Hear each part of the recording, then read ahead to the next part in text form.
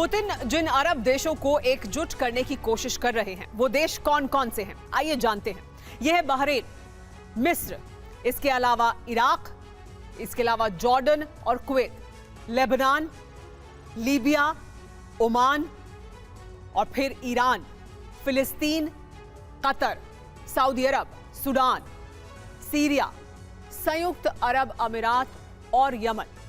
फिलिस्तीन के साथ लेबनान, ईरान, जॉर्डन, सीरिया पहले से ही आ चुके हैं।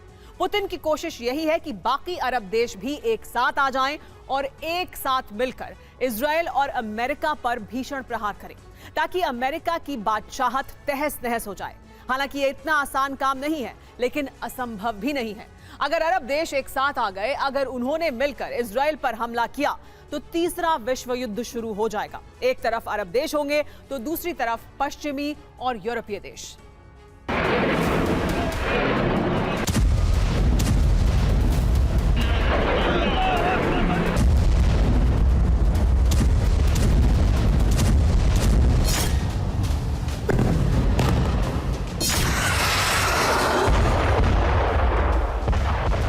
पुतिन ने अरब देशों को एक साथ लाने की कवायद शुरू कर दी है। इसका असर भी देखने को मिल रहा है। ईरान के राष्ट्रपति इब्राहिम रईसी और सऊदी अरब के क्राउन प्रिंस मोहम्मद बिन सलमान के बीच मुलाकात हुई।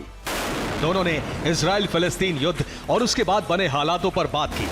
अमेरिका की घबराहट इसलिए भी बढ़ गई है क्योंकि इजराइल से जुड़ी कई देशों की सरहदों पर न सिर्फ बारूद इकट्ठा हो रहे हैं, बल्कि हमले भी शुरू हो गए हैं।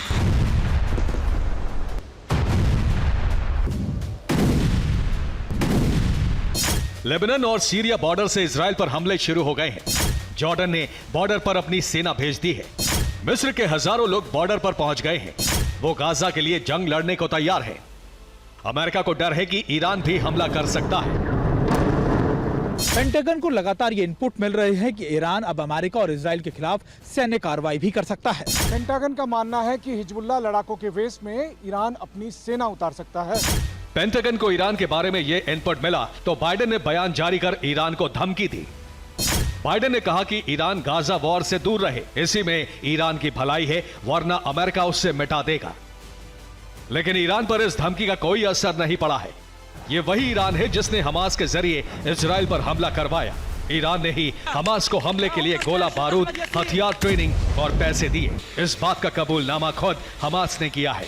लेबनान में हमास के हेड अहमद अब्दुल हदी ने एक इंटरव्यू में कहा, हमले से पहले, हमले के दौरान और हमले के बाद हमास को ईरान और हिजबुल्लाह का साथ मिला।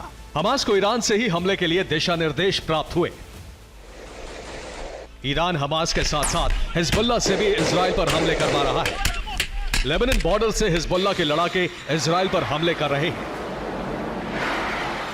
हिजबुल्लाह के लड़ाकों ने लेबनान आर्मी के साथ साथ अंतर्राष्ट्रीय शांति सेना को लेबनान बॉर्डर से तुरंत बाहर निकल जाने के लिए कहा है। हिजबुल्लाह ने इजरायली सेना के पोस्ट पर अलार्म गाइडेड मिसाइल फायर किए। लेबनान बॉर्डर से हिजबुल्लाह ने इजरायली धरती पर ताबड़तोड़ 20 ड्रोन दागे। दक्षिणी लेबनान से हिजबुल्लाह के लड़ाके एंटी एयरक्राफ्ट गन से इजरायली अटैक हेलीकॉप्टर को टारगेट करने की कोशिश कर रहे हैं। हिजबुल्लाह के हमले में इजराइल के 2 आर्मर्ड व्हीकल्स तबाह हो गए। हिजबुल्लाह के लड़ाके आर्टिलरी से भी लगातार फायरिंग कर रहे हैं। रिपोर्ट्स तो ये भी है कि हिजबुल्लाह के तमाम लड़ाके बॉर्डर पार कर इजराइल में घुस चुके हैं। देखिए, अभी मेरे ऊपर पूछे, अभी देखिए, अभी लड़ाकू हेलीकॉप्टर को देखिए आप देखिए मेरे ठीक ऊपर से गुजरते हुए इस वक्त लड़ाकू हेलीकॉप्टर जा रहे हैं।